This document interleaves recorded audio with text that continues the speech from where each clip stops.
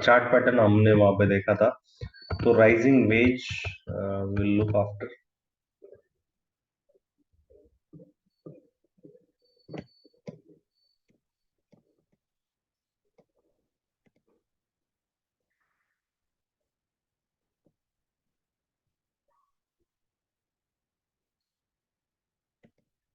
symmetrical triangle will look out. First of all, breakdown.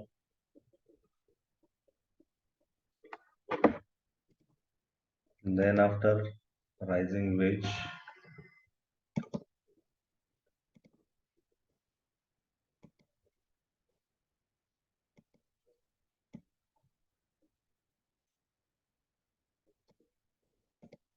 like this.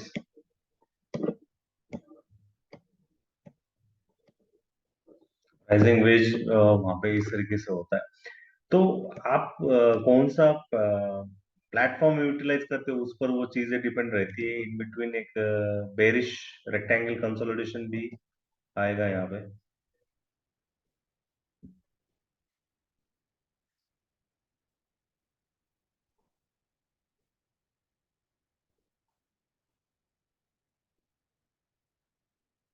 This high only, okay. और यहाँ पे इस तरीके से।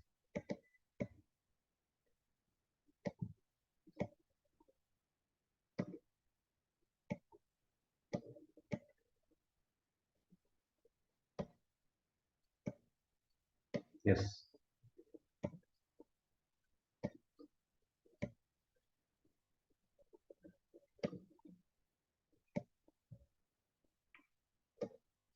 और ये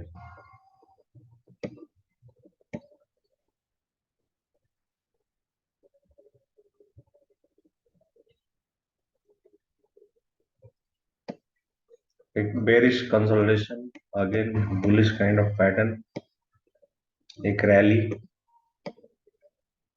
और राइज जब होती है, रैली जब होती है ना, तो अल्टीमेटली वो एक वन साइडेड वाला राइज वहां पे होता है। तो अल्टीमेटली आप देखिए एक रिपीटेटिव काइंड ऑफ थिंग जो है वहां पे होती हुई दिख जाती है। अल्टीमेटली देखिए,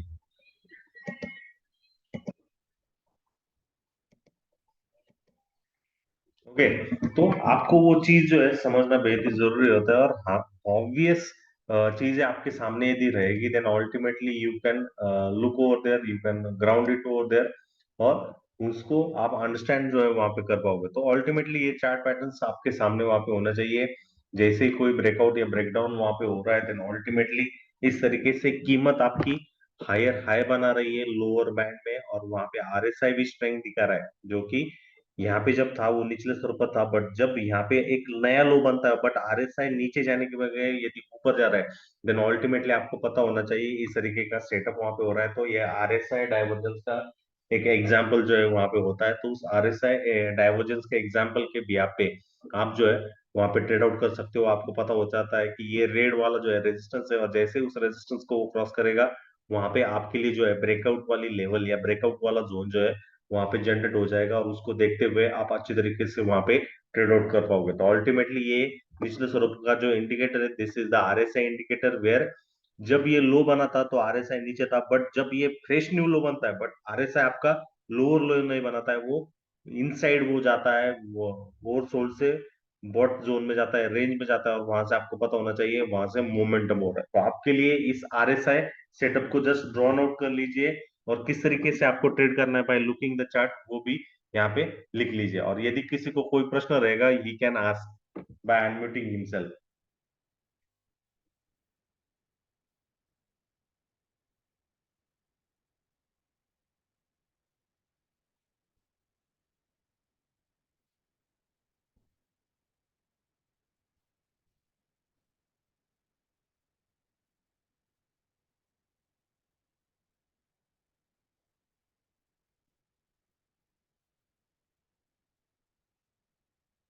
किसी को कोई प्रश्न रहेगा, ही कैन आस्क। हाँ सर, तो ये जो चार्ट पैटर्न जो दिखा है इसके ऊपर एंट्री और एग्जिट कैसे से करें, फिर समझो टारगेट क्या है और टारगेट वो उसके लिए आप 5 मिनट के टाइम फ्रेम में यदि देख रहे हो, तो आपको इस प्रीवियस जो चार्ट टेरिटरी है उसमें रेजिस्टेंस कहाँ पे है, उसका रेजिस्टेंस आपके लिए फर्स्ट टारगेट रहेगा। डिमांड और सप्लाई जोन मार्क करके लेना पड़ेगा हाँ पहले। हाँ हाँ, वही वही। अब यहाँ पे डिमांड और सप्लाई जोन के हिसाब से यदि मैं आपको ये चीज समझाना चाहूँ, तो जब कीमत नीचे आ रही थी तो ये एक ट्रेंड लाइन था, उस ट्रेंड लाइन के नीचे आप देखोगे तो ये एक स्ट्रॉन्गर डिमांड जोन के आसपास ही कीमत थी। बट आरएसआई को आप अंडरस्टैंड यदि करोगे तो आपको पता चला कि स्ट्रेंथ जो है बढ़ रही है बट हमें नहीं दिखा रहे। तो अल्टीमेटली आपने जो है इस सप्लाई जोन को रिकॉग्नाइज करके रखा, यहाँ से ब्रेकआउट हमारे लिए वर्कआउट होगा। तो उसके बाद नेक्स्ट जो सप्लाई जोन है, जो कि हिस्ट्री को देखते हुए पता चल जाएगा, वो हमारे लिए इम्पोर्टेंट टारगेट। टारगेट रहेगा, जो कि हम उसे की तरफ बुक कर सकते हैं या ट्रेल आउट कर सकते हैं। ओके, तो ये आरएसआई का डाइवर्जेंस का पार्ट, जहां पे आरएसआई की कीमत ऊपर जा रही है, वो ऊपर और ऊपर जा रही है, बट आपका कैंडलस्टिक जो है वो नीचे नीचे दिखा रहा है, मतलब दोनों विरुद्ध दिशा, अपोजिट डायरेक्शन में चीज दिखा रही है। तो इसे ही आरएसआई डाइवर्जेंस की थ्योरी कहा जाता है, आरएसआई डाइवर्जेंस। एनीवन, किसी और को कुछ पूछना है?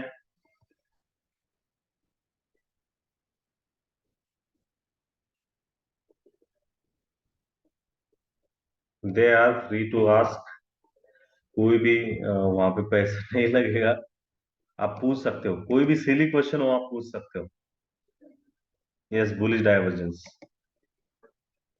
Hope so. किसी को कोई प्रश्न नहीं है? आरएसआई कैसे यूटिलाइज करना है, यहाँ पे चार्ट पे है ऑलरेडी, है यस। हम्म, तो स्टोकेस्टिक आरएसआई है, आप इसकी जगह कोई भी चीज वहां पे कर सकते हो।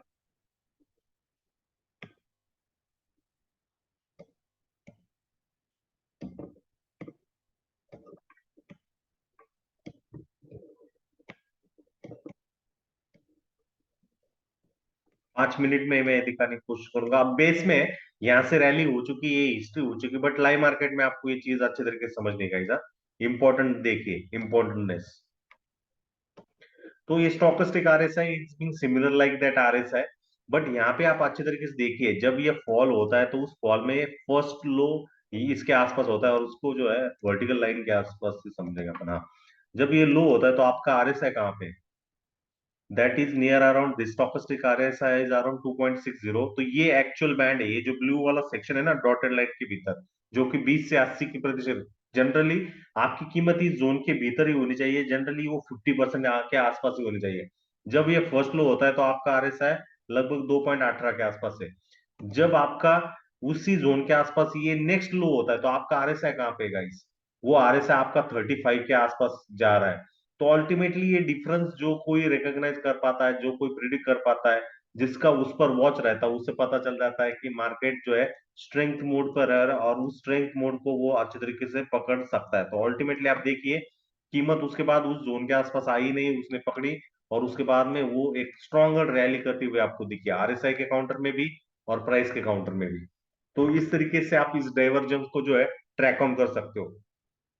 बट इंपॉर्टेंट ये चीज है, ये आपके नजरों के सामने वहां पे रहना चाहिए। ऐसा नहीं है कि इस वेबिनार में बताया और सोमवार मॉर्निंग में 10 मिनट के भीतर मैंने इस तरीके से ट्रेड ले लिया।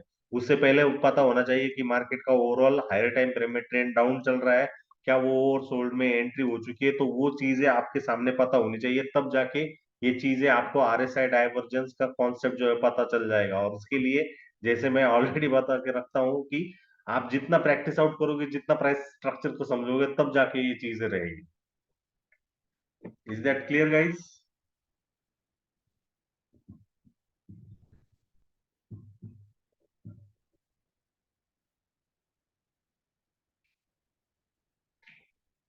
जस्ट राइट इट, लिख लीजिए,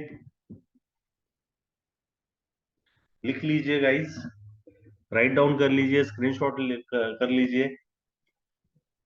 कोई प्रश्न इस पर, यानी क्वेश्चन? कोई प्रश्न रहेगा तो आप पूछ सकते हो। Sir, please the repeated in RSI. RSI को रिपीट करो, ओके। तो यस यस। कुछ नहीं, आरएसआई का ये 5 मिनट का जो टाइम फ्रेम का चार्ट है, बट उससे पहले की हिस्ट्री हमें पता होनी चाहिए। अब ये जो रिवर्सल हुआ था वो 29 दिसंबर के दिन हुआ था। हाई टाइम फ्रेम में जाएंगे अपन, इसको ऑटो करेंगे, और जैसे ही अपने पास ये चार्ट वहां पे देखने को मिलता है, तो 29 दिसंबर का जो दिन था, यस, हो रही है, तो ऑलरेडी मार्केट जो है एक स्टेबल लेवल से 44,500 से लगभग 42,152 तक जो है वो अंडर परफॉर्म हो चुका था। उसके बाद आप देखोगे तो लगभग उस एक बड़ी कैंडल के बाद मार्केट रिट्रेस कर रहा था हायर टाइम फ्रेम के हिसाब से। तो अपन यहाँ पे सीधा आवरली टाइम फ्रेम में भी जा सकते हैं, जस्ट चेक 4 आवर आल्सो। उस 4 आवर में अपने को पता चल जाएगा। तो ये 23 दिसंबर था, उस 23 दिसंबर के बाद एक रैली हुई, उस रैली के बाद थोड़ा बहुत रिट्रेसमेंट, और उस रिट्रेसमेंट के बाद ये जो है 29 दिसंबर वाला दिन था। उस 29 दिसंबर वाले दिन को अपन यदि 4 आवर में देखेंगे तो ऑलरेडी ये ओवरबॉट जोन में ही था। बट हमें एज बिंग इंट्राडे ट्रेडर के हिसाब से चीज करनी होती है। एज ऑफ नाउ जब कीमत 43,000 के आसपास थी तभी भी मार्केट ओवरबॉट था। एज ऑफ नाउ मार्केट 42,319 के आसपास है, अभी भी मार्केट जो है ओवरबॉट जोन में ही है, ऊपरी सरों पर है। जनरली मार्केट 20 से 80 के आसपास वहां पे होना चाहिए इन जनरल है। अब इसे और लोअर टाइम फ्रेम में जाके देखिए, वही स्ट्रेंथ वही चीज वो दिखाता है क्या, वो अपन वहां पे देखेंगे। तो 29 दिसंबर का दिन यदि अपन देखें तो अल्टीमेटली आपको पता चल जाएगा, ये फॉल जब मार्केट हुआ था 1 आवर टाइम फ्रेम में, तो जनरली हमारे लिए एक इजीएस्ट वे सामने निकल जाता है। तो 1 आवर में देखेंगे तो कीमत नीचे जा रही थी, और ये जो आरएसआई वाला जोन था वो 20 के नीचे गया था। जब मार्केट ने फर्स्ट 9:15 पे लो बनाया, जो कि 42,690 के आसपास, और नेक्स्ट आवर का भी लो लगभग 42,711 पॉइंट से मिस हुआ। बट आप देखोगे यहाँ पे जो आरएसआई का जो डाइवर्जेंस जो होना था, तो आरएसआई की कीमत यहाँ पे घटने की जगह वो यू टर्न ले रही थी, और ये यू टर्न आप लोअर टाइम फ्रेम में यदि स्विच ऑन कर जाते, देन ऑब्वियसली आपको जो प्राइस एक्शन का संभव तो रिवर्सल है, वो आपको वहां पे पता चल जाता। तो 29 दिसंबर 6 जनवरी हो रही है। 15 मिनट में आए हैं, 5 मिनट की जगह 15 मिनट में आए हैं। तो आप अच्छी तरीके से देखिए 15 मिनट में, तो जब फर्स्ट लो वहां पे आरएसआई का हुआ था, वर्टिकल लाइन के माध्यम से मैं दिखाना चाहूंगा, तो आरएसआई लगभग 0.9 के आसपास था 15 मिनट में। जब नेक्स्ट फ्यू कैंडल्स ने उसी जोन के आसपास लो बनाया, तो आपका आरएसआई 0.5 की जगह से वो सीधा स्विच 9 के आसपास कर गया। तो ये स्ट्रेंथ का पता होना इंपॉर्टेंट है। और दूसरी बात, प्राइस एक्शन भी आपको बता रही है कि भाई साहब एक रैली तो हो चुकी है, उसके बाद थोड़ा बहुत रिट्रेसमेंट के बाद वो बाउंसिंग बैक के लिए तैयार है। और आप देख सकते हो ये आरएसआई शिफ्ट हुआ 14 से सीधा 101 तक, और वो जो रैली हुई आप देखोगे लेवल के हिसाब से 42,804 से लगभग नेक्स्ट सब्सिक्वेंट डे तक 43,600 के आसपास, 800 point rally. Okay, and that will be on the basis of the simple concept of RSI.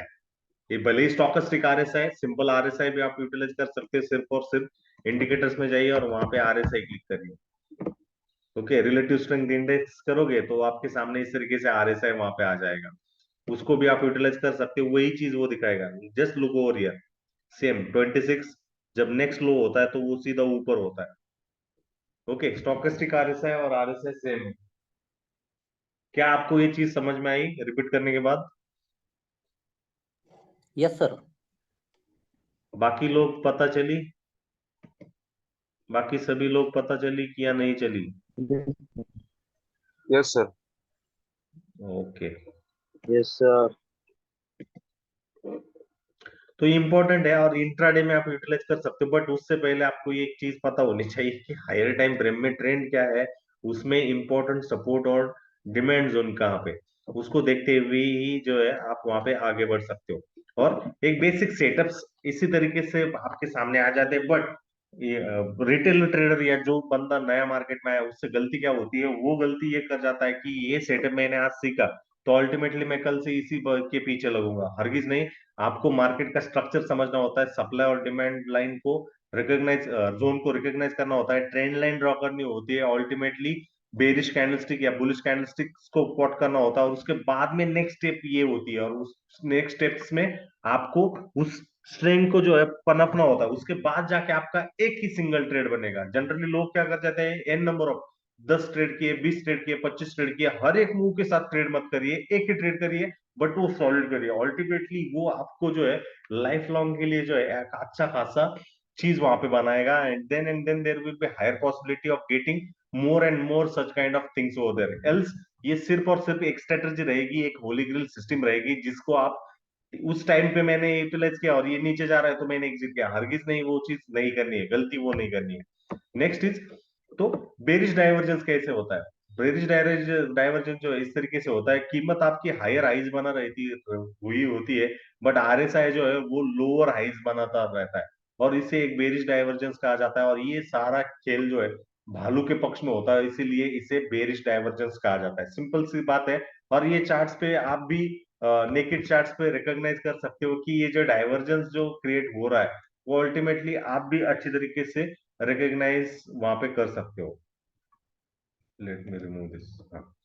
तो आरएसआई आपके सामने, लुक ओवर हियर, आरएसआई का 10 ईयर।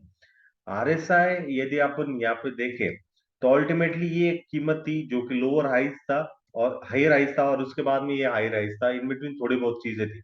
जब यहाँ पे कीमत थी, तो अल्टीमेटली आरएसआई कहाँ पे था? RSI was picking over here. और जब यहाँ पे कीमत जाती है, तो आरएसआई आपका कहाँ पे है? नीचे। तो ये क्या माजरा है, आरएसआई आपका नीचे जा रहा है, भले ही कीमत हायर हाई वहां पे बना रही है, तो ये उल्टे विरुद्ध दिशा में जा रहा है, तो इसे एक डाइवर्जेंस का केस कहा जाता है। तो अल्टीमेटली ये बेसिक्स भी आप समझ लेते हो दोस्तों, देन अल्टीमेटली आपके लिए सही बात, सही चीज जो है वहां पे होती हुई दिख जाती है। क्या मैंने दिया गया एग्जाम्पल बेरिश डाइवर्जेंस के लिए आपको पता चला है, समझ में आया है? यस नो टाइप करिए चैट बॉक्स में, या मिस बोलिए। Yes sir. Yes sir. Hello sir. हाँ बोलिए। यस। सर आरएसआई कितने का रखने का मतलब? जो डिफॉल्ट है सर, सुनिए ना, जो भी डिफॉल्ट है वो डिफॉल्ट आरएसआई रखिए, उसमें कोई भी बदलाव मत करिए, क्योंकि हर एक ट्रेडर की अलग अलग फ्रीक्वेंसी रहेगी।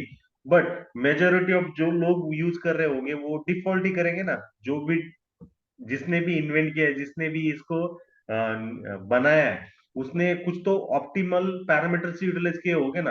तो मैंने आपके सामने तो कोई अलग पैरामीटर्स यूटिलाइज नहीं किए, सिर्फ और सिर्फ इस अपस्टॉक्स के प्लेटफॉर्म पे गया और इंडिकेटर्स पे क्लिक करते हुए उस आरएसआई को लगाया, जो कि मुझे सिंपल 14 आरएसआई दिखा रहा है, और सिंपल मूविंग एवरेज 14 वहां पे दिखा रहा है। और दूसरी बात जो मुझे फोकस करनी होती है कि ये बैंड, ये आइडल बैंड है, और most of time 70% of time जो है कीमत इसके मिडल 50% के आसपास वहां पे रहनी चाहिए। यदि आपकी कीमत वो बिलो 20 के आसपास है, इसका मतलब ये है कि वो कीमत ओवर सोल्ड है, कीमत बेची गई है ज्यादा, उसे उसके सेंटर के आसपास या उसके सेंटर लाइन के आसपास जाना है। यदि वो कीमत आपकी 70 के ऊपर है, देन अल्टीमेटली उस कीमत को अगेन थोड़ा बहुत कूल ऑफ होना है, उसके सेंटर के आसपास जाना है। इस बेसिक चीज को आपको ध्यान रखना है, समझना है सिर्फ और सिर्फ। बाकी ये डाइवर्जेंस और ये नेक्स्ट लेवल के कॉन्सेप्ट है, बट ये ओवर सोल्ड है और ये ओवरबॉट है, ये डिफरेंस, और कीमत हमेशा उसके सेंटर की तरफ जाएगी, वो चीज ध्यान दीजिए।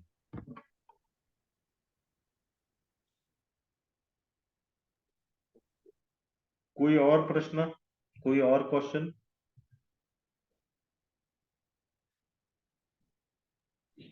सर स्टॉकिन आरएसआई और आरएसआई में डिफरेंस क्या है सर? क्या? स्टोकेस्टिक और स्टॉकिन एसआई। आरएसआई और स्टोकेस्टिक जो है आरएसआई। उसमें मूविंग एवरेज कुछ तो ज्यादा है, मुझे भी इतना डिटेल पता नहीं है, बट मैं जनरली क्या है, वो पॉइंट टू पॉइंट क्या हुआ है वो नहीं है मुझे, ओवरऑल ओवर सोल्ड और ओवरबॉट, और उसके बाद में डाइवर्जेंस कहाँ पे क्रिएट हो रहा है मुझे वो समझना है। बाकी उसमें क्या डिफरेंस है मुझे भी इतना डिटेल नहीं है। आरएसआई यदि मैं टाइप करूं तो स्टोकेस्टिक आरएसआई, हाँ, पैरामीटर्स में जाके देखेंगे। ये स्मूथ के और स्मूथ डी का कुछ तो एडिशनल वहां पे चीज है, जो कि ये जो सिग्नल्स आप देखोगे तो ultimately difference between that both. आपने बहुत अच्छा प्रश्न पूछा है सर। तो यदि मैं आपको यहाँ पे समझाना चाहूँ विद हेल्प ऑफ दिस, तो आप ये आरएसआई देखोगे तो उसमें बहुत ही कम ज्यादा ज्यादा स्पाइक्स है, बट ये स्टोकेस्टिक आरएसआई देखोगे तो वहां पे स्मूथनेस है। तो वो स्मूथनेस के लिए एडिशनल पैरामीटर जो है यूटिलाइज किए गए हैं, बट उन दोनों का काम एक ही है। आप नीचे वाला ऊपर वाला आरएसआई देखोगे तो 14 ही दिन का सिंपल मूविंग एवरेज आरएसआई का फैक्टर यूटिलाइज किया है। स्टॉकस्टिक्स में भी दोनों 14 ही 14 है, सिर्फ और सिर्फ एडिशनली ये स्मूथिंग फैक्टर यूटिलाइज किया है। जो आपको यहाँ पे जिगजैग दिखेंगे ना, यहाँ पे आपको स्मूथ लाइंस वहां पे दिखते हैं, वही एक डिफरेंस है। बाकी दोनों का काम, दोनों का डाइवर्जेंस, बुलिश डाइवर्जेंस हो बेरिश डाइवर्जेंस हो दिखाना, वही काम है। Okay sir, thank you sir. कोई और प्रश्न? सर प्रीवियस डे का हाई और लो, उसके बाद सीपीआर लेवल जो लाइन जो है हाँ वो कुछ मायने रखती है। हाँ, मायने रखती ना। अब आप यदि मैं आपको ये भी निकाल लूँ, आरएसआई भी निकाल दूं, तो इम्पोर्टेंट हमें क्या ध्यान देना होता है वो मैं आपको समझाऊंगा। अब यदि आप डेली टाइम फ्रेम में जाओगे, this is bank Nifty future, हाँ। तो बोल बैंक रहा निफ्टी फ्यूचर में आप यदि जाओगे और पिछले कुछ हफ्तों का या कुछ दिनों का प्राइस एक्शन देखोगे, तो आपको पता होना चाहिए कि प्रीवियस डे हाई, मतलब ये जो 6 जनवरी 2023 का हाई बना था 42,800 के आसपास, उसको बैंक निफ्टी क्रॉस ही नहीं कर पाया। दूसरी बात आप देखोगे तो ये जो लो बना है 42,046 के आसपास, उसके नीचे बैंक निफ्टी जा ही नहीं चुका है। जिस दिन कीमत इस लो के नीचे, मतलब इस रिसेंट लो के नीचे भी निकल जाएगी ना, वहां पे आपको एक अच्छा खासा trending move in the down side आपको देखने को मिलेगा। जिस दिन कीमत जो है 6 जनवरी या ये जनवरी के पैच के हाई के ऊपर वो निकल जाएगी, वहां पे आपको ऊपरी सिरों पर एक ट्रेंडिंग मूव देखने को मिल जाएगा। अब ये बातें वही के आसपास आती है। यदि आपको जैसे ही पता चल जाता है कि कीमत प्रीवियस डे हाई के ऊपर, मतलब यदि हम यस्टरडे का प्राइस एक्शन देखे, जैसे आपने को पता चला कि 19 जनवरी का हाई जो था 42,558, जैसे उसके ऊपर वो कीमत निकली, वहां से ट्रेंड होते हुए 42,700 की तरफ, मतलब 150 पॉइंट की वो रैली की, तो अल्टिमेटली जो हजीर रहता है वही वजीर रहता है। जनरली मराठीत म्हणतात ना, जो हजीर असतो तोच वजीर असतो। तो अल्टिमेटली ये प्राइस एक्शन का इंपॉर्टेंस हमें पता होना चाहिए। यदि मुझे पता है कि प्रीवियस डे का हाई 42,541 है, और जैसे ही कीमत मुझे इंट्राडे में 42,541 के ऊपर ट्रेड होते हुए दिख जाती है, अभी अभी ये जो ग्रीन लाइन निकली है ना, ये प्रीवियस डे का हाई वाला जोन था। और आप देखोगे मॉर्निंग में जैसे ही कीमत 42,560 के ऊपर निकली, तो उसने ताबड़तोड़ 42,705 का हाई बनाया। तो अल्टीमेटली ये एक मोमेंटम बेस्ड रूल रहता है। तो प्रीवियस जो लो के नीचे वो निकल जा रही है और वो वीकनेस दिखा रही है, बेरिश कैंडलस्टिक दिखा रही है, ट्रेंड भी उतनी तरीके से हो रहा है, वो सारी चीजें हमारे सूत्र में हमारे ध्यान में आती है, देन अल्टीमेटली आप वहां पर ट्रेड कर सकते हो। बट टाइम पे प्रॉफिट बुक करना, टाइम पे प्रॉफिट को ट्रेल करना, वो इंपॉर्टेंट रहता है।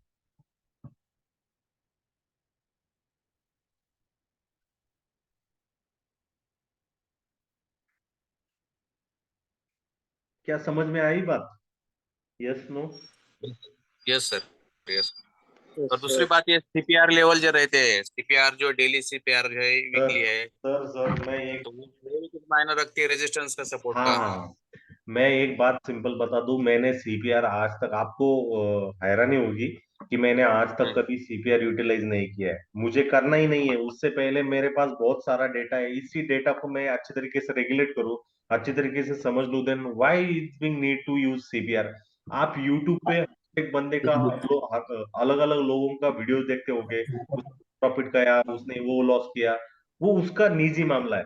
आपका मामला क्या है? आपको मार्केट को सीखना है, और सीखने के बाद आपका आपका खुद का कन्विक्शन लगाते हुए आपका खुद का प्रॉफिट उधर कमाना है। किसी को आपको दिखाना भी नहीं है, आपको लोगों को इंप्रेस नहीं करना है सर, ये इंपॉर्टेंट चीज समझ लो।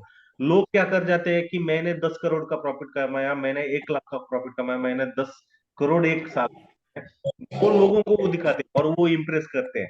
ओके, तो आप जो भी चीज कर रहे हो ना, वो सिंपल ध्यान में रखिए, हमेशा आपको किसी को इंप्रेस नहीं करना है। उसने ये सेटअप यूज किया और इसने वो चीज, उस पर मत जाइए, आपका खुद का भी कुछ अलग रास्ता रहेगा। ओके, हर एक बंदा उसी सीपीआर को या उसी पाइवट्स को या उसी सपोर्ट और रेजिस्टेंस को या उसी आरएसआई डाइवर्जेंस को यूज कर हो जाता है। अल्टीमेट जॉब क्यों क्यों कर, इसलिए कर जाता, वो हरगिज नहीं है। आपके सामने जो डिटेल है चीज, वही अच्छे तरीके से देख लीजिए। कभी सिस्टम चलती है, कभी नहीं चलती है, लॉस वाले दिन तो कोई नहीं दिखाएगा। और हर एक का आज मार्केट में या यूट्यूब पर या सोशल मीडिया पर यही एक ट्रेंड है कि मैंने इतना कमाया, ये मैं कर रहा हूँ, ये मेरी थिंकिंग है, ये वो सारी चीज है। बट भाई साहब, आप जिस कैपिटल के साथ, जिस अमाउंट के साथ ट्रेड कर रहे हो, वो रिटेलर तो उसके पास कभी पहुंच भी नहीं सकता। उससे पहले उसको बेसिक से जाना पड़ेगा। जैसे ये भले ही crore of lakhs of lakh MTMs वो दिखा रहा है, प्रॉफिट स्क्रीनशॉट दिखा रहा है, या लाइव ट्रेडिंग कर रहा है, उसने एक जीरो से ही स्टार्ट की है ना। तो अल्टीमेटली वो उस लेवल, अल्ट्रा लेवल के आसपास पहुंचा है, सीपीआर के आसपास। बट उससे पहले हमें उससे तो जाना पड़ेगा। हम तो सीधा 10th स्टैंडर्ड की एग्जाम नहीं दे सकते ना, उससे पहले हमें फर्स्ट स्टैंडर्ड से जाना पड़ेगा, सेकंड स्टैंडर्ड से जाना पड़ेगा, थर्ड स्टैंडर्ड से जाना पड़ेगा, फोर्थ स्टैंडर्ड से जाना पड़ेगा। तो ये स्टेप्स जो है हम भूल रहे हैं सर, वो हमारे में दिक्कत आ रही। तो रूट्स को, बेसिक्स को जो है स्टिक करो, उस पर अपनी कमांड बनाओ और उसके बाद में आगे जाओ। मैं सिंपल मूविंग एवरेज के टाइम भी यही बोला था कि एक्सपोनेंशियल मूविंग एवरेज जो है ना, वो लाइक 10 स्टैंडर्ड है। आप एक्सपोनेंशियल मूविंग एवरेज आप फर्स्ट स्टैंडर्ड में, और सिंपल मूविंग एवरेज तो कमांड कर लो, उसको तो समझ लो, उसके बाद में आपको आगे जाते हुए चीजें जो है सिंपल से पता चल जाएगी। और जो भी लाइव ट्रेड कोई बता रहा है, ये मैंने यूज किया था, वो रीजन यूज किया था, उसे देखिए और छोड़ दीजिए, उस पर वहां पे फोकस मत करिए। आपकी खुद की लर्निंग किस पर है, उस पर वहां पे फोकस करिए।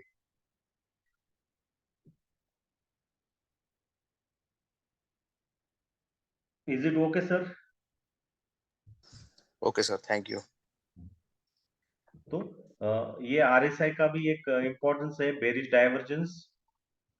बेरिज डाइवर्जेंस आप ऐसे यूटिलाइज कर सकते हो, उसका सेल्फ एक्सप्लेनेशन यहाँ पे दिया गया है। एक draw parallel line based on the trend आप ड्रॉ कर सकते हो, वहां पे हायर हाई हो रहा है।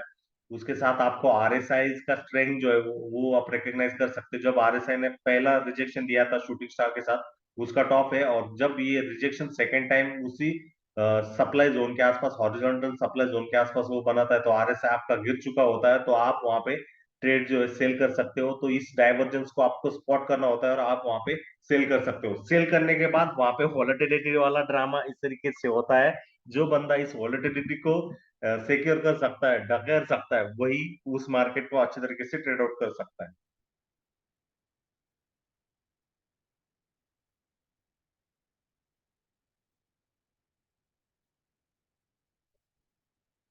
और ये जो डॉटेड लाइन है वो सेंट्रल लाइन है। जैसे राइट इट डाउन।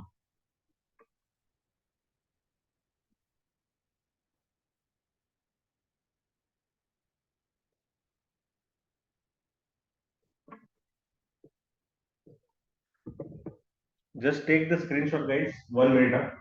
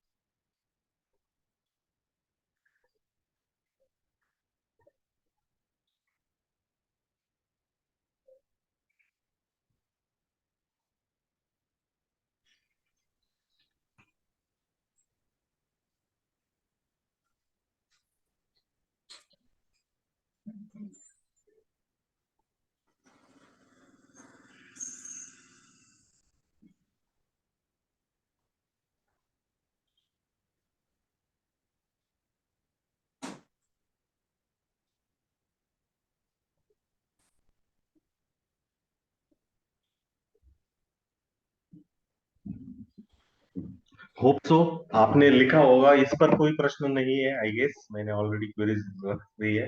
तो परफेक्ट सेटअप किस तरीके से वर्कआउट होता है? तो ये एक परफेक्ट सेटअप का एग्जांपल है। आपको इस तरीके से जो है सपोर्ट और रेजिस्टेंस जो है वहां पे ड्रॉ करना होता है। ये एक फॉलिंग वेज का एग्जांपल है, जो कि एक बुलिश पैटर्न है, और इस बुलिश पैटर्न में ये जो डार्क किया वो बैंड है, ये इंपॉर्टेंट है, क्योंकि जैसे ही ये ब्रेकआउट होगा उस फॉलिंग वेज के नीचे, उसके ब्रेकआउट के बाद वो रिटेस्ट के लिए जब कीमत आपकी आती है, देन ऑब्वियसली ये सेफ प्लेयर के लिए एंट्री है, रिस्क प्लेयर यहाँ पे एंट्री कर सकते हो, उसका एसएल इसके आसपास है, इस जोन के नीचे वहां पे रखते हुए वहां पे एंट्री कर सकते हो। टारगेट एंट्रीज और रिवर्सल एंट्रीज भी वो ले सकते हैं, बट ये वॉलेटिलिटी वाला सीन वहां पे रहता है। तो जब भी आप रिस्क प्लेयर के हिसाब से वहां पे एंट्री कर रहे हो, तो उस पर आप एंट्री कर सकते हो एक परफेक्ट सेटअप के हिसाब से। Just take the screenshot guys.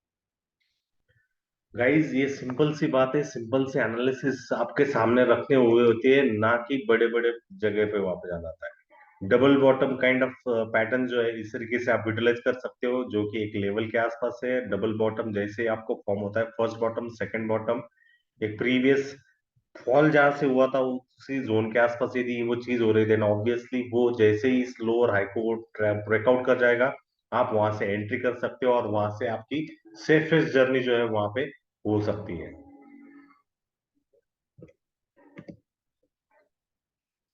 और ये आप लाइव चार्ट्स पे भी जाके देख सकते हो, ऐसा कुछ नहीं है कि वहीं पे हमने वहां पे देखा और उधर पीपीटी पे अलग था और यहाँ पे अलग था, ऐसा हरगिज कोई चीज नहीं है। सब्जेक्टेड टू आज के मार्केट में जो है ना ऊपर नीचे वाला मूव या ऊपर नीचे वाली चीज है ना, बहुत सारी बार अपने को देखने को मिल जाएगी।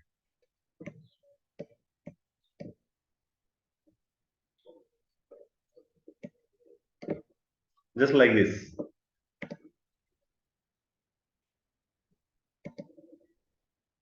Kind of double bottom 15 minute में भी ये फॉल था, उस फॉल से पहले ये सपोर्ट का काम कर रहा था, फॉल डाउन हुआ, अगेन फर्स्ट सेकेंड थर्ड, और उसी के आसपास से थर्ड टाइम जब कीमत ने वहां से रिवर्सल कर दिया, आप देख सकते हो कितना बड़ा मोमेंटम होता दिखा। इट डिपेंड्स किस कन्विक्शन के साथ, किस शिद्दत के साथ आप चार्ट्स को देख रहे हो।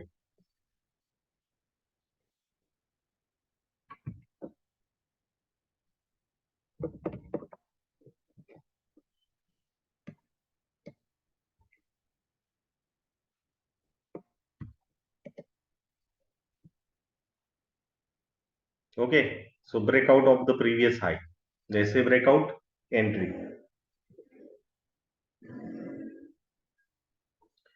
Refined sell setup. तो जनरल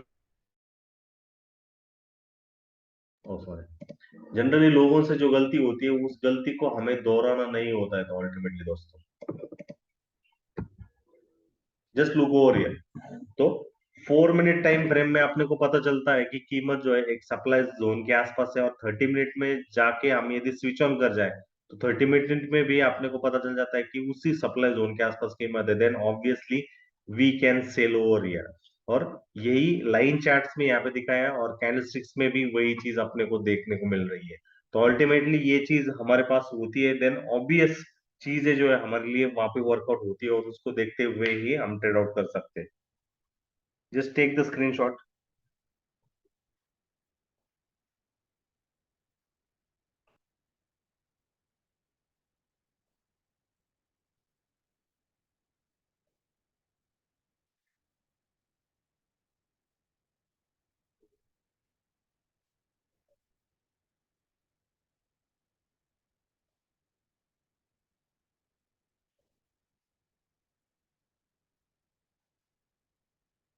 मल्टी टाइम फ्रेम का कॉम्बिनेशन किस तरीके से यूटिलाइज करना है वो यहाँ पे समझाने की कोशिश की है इस रिफाइंड सेल सेटअप माध्यम से। Good entry point, first rejection, again first top, then rejection, again second top, और जैसे ही आपको वो उसी लेवल के आसपास बार बार दोहरा रहा है, देन अल्टीमेटली आपके लिए सेल पॉइंट रहता है। थोड़ा बहुत पुल बैक के लिए भी आप वहां पे सेल आउट कर सकते हो। तो penetration and restoration of neckline support, massive wick rejection वाली इन्वर्टेड हैमर या bearish candlestick along with role reversal point वाला जोन, जैसे ही वो निकल जाता है देन ऑब्वियसली आप वहां पे शॉर्ट के लिए जा सकते हो। और जनरली मार्केट का ये टेन्योर इस तरीके से होता है, रेजिस्टेंस नीचे, again top, first top, second top, और उसके बाद में आपके लिए सेल पॉइंट वाला कॉम्बिनेशन इस तरीके से होता है, और उसको देखते हुए आप ट्रेड आउट कर सकते हो। Take the screenshot guys, time to time. 3 ways to enter a good trade. तो आप देखोगे तो ये रोल रिवर्सल पॉइंट है, उसके नीचे यदि आप देखोगे तो ट्रेंड लाइन ड्रॉ की है, ट्रेंड लाइन जैसे ही ब्रेक हो जाता है आप ब्रेक शॉर्ट कर सकते हो, उसमें वेट करना है आपका एसएल। यदि आप सेकंड रीटेस्ट के लिए सेल करना चाहते हो तो यहाँ पे भी सेल कर सकते हो, और जैसे ही यहाँ पे फर्स्ट ब्रेक डाउन कर रहा है तो वहां पे भी सेल कर सकते हो। तो 3 वेज से आप सेल जो है वहां पे कर सकते हो, इट डिपेंड्स ऑन यू।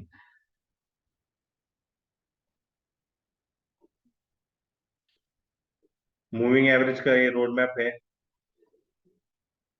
और बहुत सारे पैटर्न्स हमारे सामने। तो इन पैटर्न्स को अपने को नेक्स्ट सेक्शन में, नेक्स्ट लेक्चर में अपन वहां पे देखेंगे। इन बिटवीन वेबिनार कैसा लगा, आप व्हाट्सएप पे हमारे साथ जरूर जरूर आपका वैल्यूबल फीडबैक जो है शेयर जरूर करेगा दोस्तों।